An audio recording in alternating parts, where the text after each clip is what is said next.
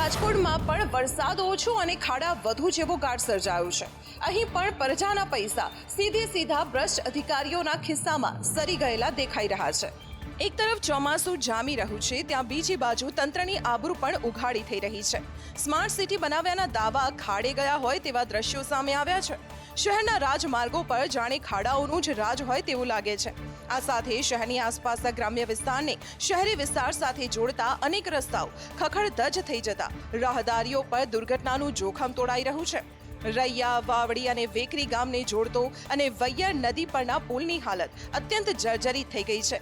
નવનાળા તરીકે ઓળખાતા પુલ પરના સળિયા બહાર આવી ગયા છે, તો વૈયર નદી પર આવેલા 500 મીટરના અંતરના બે નાના પુલ નજીવા વરસાદે ધોઈ નાખ્યા છે। હવે સવાલ અહીં એ થાય છે કે આ એવા કયા કોન્ટ્રાક્ટરો છે કે જે આવી નબળી કામગીરી કરી રહ્યા છે અને તેમની સામે કાર્યવાહી પણ થતી નથી? શું તેઓ અધિકારીઓના વહાલા છે એટલે કાર્યવાહી થતી નથી, કે પછી પ્રજાના પૈસાની બચવારી થાય છે એટલે કાર્યવાહી નથી થતી? ધોધમાર વરસાદ બાદ વડોદરા શહેર ખાડામય બન્યું છે અને કમરતોડ રોડથી શહેરીજનો પસાર થવા પર મજબૂર બન્યા છે। સંદેશ ન્યૂઝની ટીમે વડોદરા શહેરના એક છેડેથી બીજા છેડે એટલે કે આજવા ચોકડીથી જાંબુઆ ચોકડી પહોંચી શહેરના કેટલા ખાડા છે તેનું રિયાલિટી ચેક કર્યું, જેમાં સરદાર એસ્ટેટથી આજવા રોડ પર 20થી વધુ ખાડા જોવા મળ્યા। એટલું જ નહીં, વરસાદ બાદ પાલિકાએ કરેલા મેકઅપ પણ ઉતરી ગયો છે। મુક્તાનંદ સર્કલથી ફતેગંજ બ્રિજ સદર બજાર પાસે નવા 17 ખાડાઓ જોવા મળ્યા। એવું કહી શકાય કે એક છેડેથી બીજા છેડે મુખ્ય માર્ગ પર 50થી વધુ ખાડાઓ ઠેર ઠેર હતા અને એ જ રીતે નાના મોટા ખાડાઓ સહિત વિવિધ વિસ્તારોમાં 500થી વધુ ખાડાઓ જોવા મળ્યા। અહીં કેટલીક જગ્યાએ તો નાગરિકોને પુરાણ કરીને ખાડા પૂર્યા હોવાનું જાણવા મળ્યું છે। તો આ સાથે જ વડોદરા શહેરમાં પડેલા ખાડાઓને લઈને મેયર પિંકી સોનીએ પોતાનો બચાવ કરતા કહ્યું હતું કે જે ગણતરીના 10 જ કલાકમાં 12 ઇંચ જેટલો વરસાદ પડ્યો અને તેના જ કારણે અનેક વિસ્તારમાં ખાડાઓ પડ્યા। જો કે આ સમગ્ર ખર્ચ કોન્ટ્રાક્ટર ભોગવશે કે પછી પાલિકા, તેનો નિર્ણય આગામી દિવસમાં બેઠક બાદ લેવાશે। આ વરસાદે અમદાવાદનો મેકઅપ ઉતારી નાખ્યો છે, સાથે જ ભ્રષ્ટ તંત્રની પોલ પણ ખોલી નાખી છે। ચોમાસામાં રોડ રસ્તાઓ ખરાબ થવાની વાત હવે એકદમ સામાન્ય બની ગઈ છે। અમદાવાદમાં સિઝનનો જઈએ તેવો વરસાદ પણ પડ્યો નથી અને ત્યાં શહેરભરના રસ્તાઓની દયનીય સ્થિતિ થઈ ગઈ છે। ત્યારે સંદેશ ન્યૂઝે શહેરની રિયાલિટી ચેક કરી, જેમાં જોવા મળ્યું કે જ્યાં જુઓ ત્યાં ખાડા જ ખાડા છે। જીવરાજ પાર્કથી લઈને શ્યામલ જતા રસ્તાઓ પર અનેક નાના મોટા ખાડાઓનો અવરોધ જોવા મળ્યો। શિવરણની કે જેને શહેરનો પોશ વિસ્તાર ગણવામાં આવે છે, અહીં પણ સર્વિસ રોડની દુર્દશા જોવા મળી। જ્યારે શાસ્ત્રીનગરની મુલાકાત લીધી તો જાણવા મળ્યું કે છેલ્લા 4 વર્ષથી અહીં ગોકળ ગતિએ બ્રિજની કામગીરી ચાલી રહી છે અને નજીકમાં સર્વિસ રોડની હાલત પણ ખરાબ છે। અખબારનગરથી આરટીઓ સુધી બીઆરટીએસ રૂટની પણ અત્યંત દયનીય અને ખરાબ હાલત જોવા મળી। તો રોડની વણસેલી હાલત વિશે રોડ એન્ડ બિલ્ડિંગ કમિટીના ચેરમેનને લૂલો બચાવ કર્યો હતો। અમુક વર્ષોએ પડતા હોય છે અમદાવાદ શહેરમાં, અને આપણી યુટિલિટી અંડરગ્રાઉન્ડ યુટિલિટી હોય છે। આપણે શહેરની પાણી લાઈન હોય કે પછી ડ્રેનેજ લાઈન હોય કે ગટર લાઈન હોય કે વરસાદી પાણીની લાઈન હોય, એ બધી યુટિલિટી આપણે અંડરગ્રાઉન્ડ અમદાવાદ શહેરમાં હોય છે। એ રોડની કદાચ નાની મોટી સમસ્યા હશે। ભરૂચની જનતા તમારા 7 કરોડ તંત્રએ વેડફી નાખ્યા છે। જી હા, ટેક્સ તમે ભર્યો હતો ને એ ટેક્સથી બનેલા બ્રિજનું ધોવાણ થઈ ગયું છે। આખા દેશમાં ગુજરાતના વિકાસનું ઉદાહરણ અપાઈ રહ્યું છે, પરંતુ ગુજરાતમાં દિવાતળે અંધારા જેવો ઘાટ સર્જાયો છે। ગુજરાત મોડલની મજાક ઉડાડતો કિસ્સો સામે આવ્યો છે। ભરૂચમાં 25 વર્ષની ગેરંટી સાથે બનેલો રસ્તો 25 મહિના તો દૂર પણ 25 દિવસ પણ ના ટક્યો। જંબુસરના આમોદમાં ધારાસભ્યની ગેરંટીવાળા રસ્તા પર ખાડા પડી ગયા છે।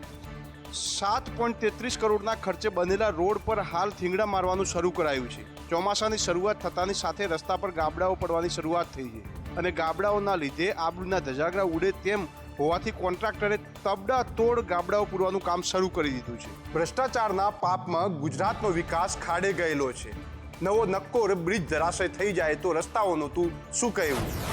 દેશની સૌથી વધુ પ્રદૂષિત નદીઓમાં અમદાવાદની સાબરમતી નદીનો પણ સમાવેશ થાય છે। હાઈકોર્ટની મનાઈ છતાં પણ આજે પણ આ સાબરમતી નદીમાં કેમિકલયુક્ત પાણી છોડાઈ રહ્યું છે। સાબરમતી નદી પ્રદૂષિત કરવા માટે અમદાવાદ શહેરમાં ચાલી રહેલા કેમિકલ માફિયાઓ જવાબદાર છે, ત્યારે આવા એકમો સામે લાલ આંખ કરતા અનેકવાર હાઈકોર્ટ દ્વારા અમદાવાદ મ્યુનિસિપલ કોર્પોરેશન અને જીપીસીબીને આદેશ કર્યા હતા। તેમ છતાં કુંભ નિંદ્રામાં રહેલા તંત્રના પેટનું પાણી પણ હલતું નથી. એવામાં ફરી એકવાર સાબરમતી નદીમાં એકમો દ્વારા પ્રદૂષિત પાણી ઠલવાઈ રહ્યું છે અને તેની સાથે સાબરમતી નદીના પાણીના લેવાયેલા સેમ્પલમાં પાણી અત્યંત પ્રદૂષિત હોવાનો ખુલાસો પણ થયો છે.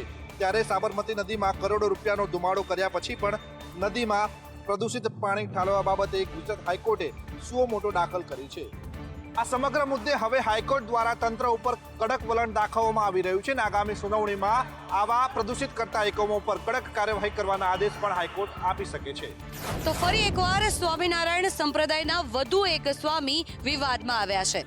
સ્વામીના વિરુદ્ધ 1 કરોડ રૂપિયાની ઉચાપત કરી હોવાની ફરિયાદ દાખલ કરવામાં આવી છે. સુરતમાં જે.કે. સ્વામી સામે ક્રાઇમ બ્રાન્ચમાં ફરિયાદ દાખલ કરવામાં આવી છે. રીંજા ગુરુકુળના પ્રોજેક્ટ અને મંદિરના નામે ઠગાઈ કરી હતી. પ્રોજેક્ટ અને મંદિર નહીં બનાવીને પૈસા પડાવી લીધા હતા. તેમાં સ્વામી સહિત 8 લોકો સામે ફરિયાદ દાખલ કરવામાં આવી છે. જૂનાગઢના સ્વામિનારાયણના સ્વામી જે.કે. સ્વામી સામે ક્રાઇમ બ્રાન્ચમાં ગુનો દાખલ કરવામાં આવ્યો. ભાજપના કોર્પોરેટર હિમાંશુ રાહુલજીએ ફરિયાદ નોંધાવી છે અને તેમનું કહેવું છે કે આણંદ જિલ્લાના તારાપુરના રીંજા ગામમાં સાબરમતી નદીના કિનારે પોઈચા જેવો સ્વામિનારાયણ મંદિરનો પ્રોજેક્ટ તૈયાર કરવાનો પ્લાન હતો અને બાદમાં જ્યારે પ્રોજેક્ટ અને મંદિર નહીં બનાવવામાં આવતા આપેલા રૂપિયા ફરી માંગતા સ્વામીએ હાથ અદ્ધર કર્યા છે. તો છેવટે કંટાળીને કોર્પોરેટરે સ્વામી અને તેના પીએ સહિત 8 લોકો સામે ફરિયાદ દાખલ કરાઈ છે અને તેની સામે કાયદેસરની કાર્યવાહી થાય તેવી માંગ કરી છે. ગુજરાતમાં હવે યુવાનોમાં પણ ફેલાઈ રહ્યો છે ચાંદીપુરા વાયરસ.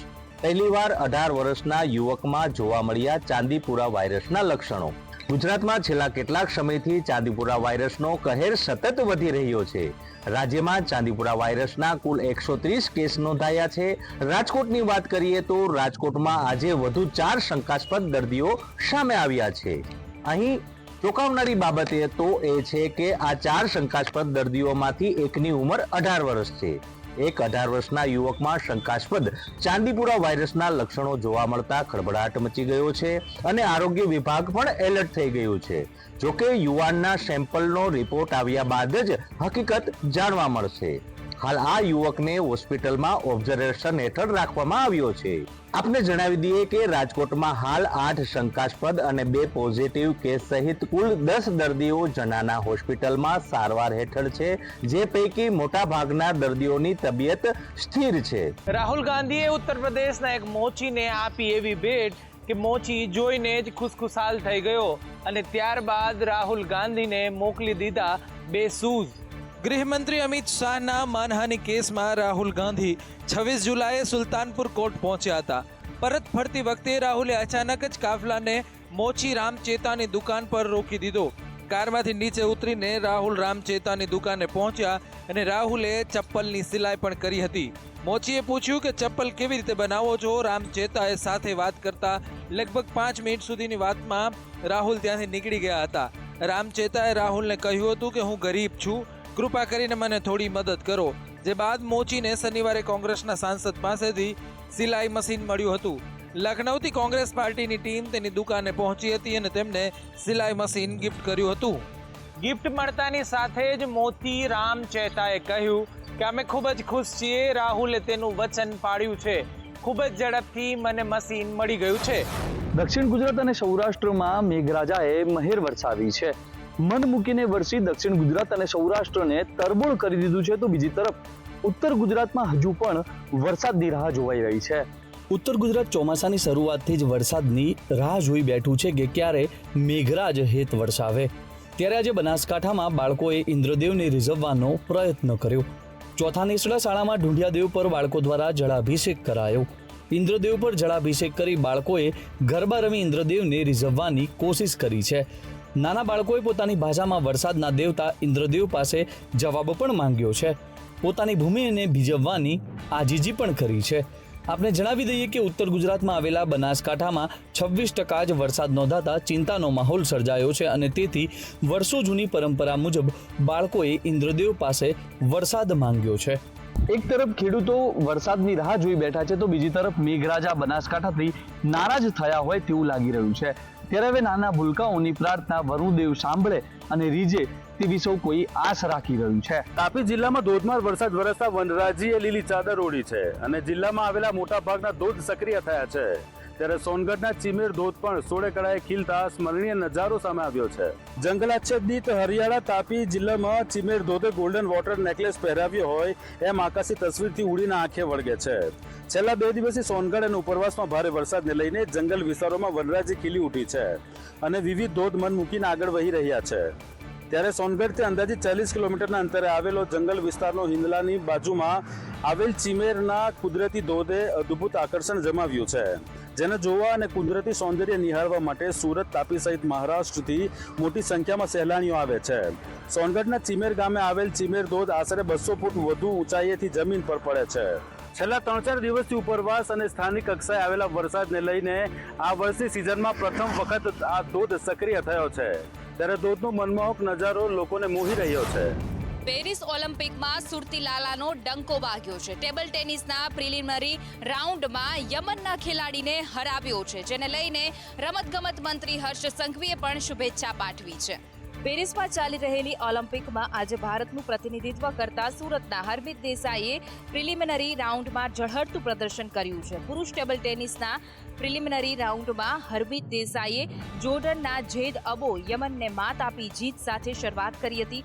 સાઉથ પેરિસ એરનામાં રમતા હરમિત દેસાઈએ 30 મિનિટમાં હરીફ ખેલાડીને 4-0થી માત આપી હતી. ત્યારે રમતગમત મંત્રી હર્ષ સંઘવીએ શુભેચ્છા પાઠવી છે. 31 વર્ષીય હરમિત હવે ફ્રાન્સના ફેલિક્સ સામે રમશે અને આ મુકાબલો રવિવારે રમાશે. સાથે જ માતા પિતાએ પણ ખુશી વ્યક્ત કરી છે.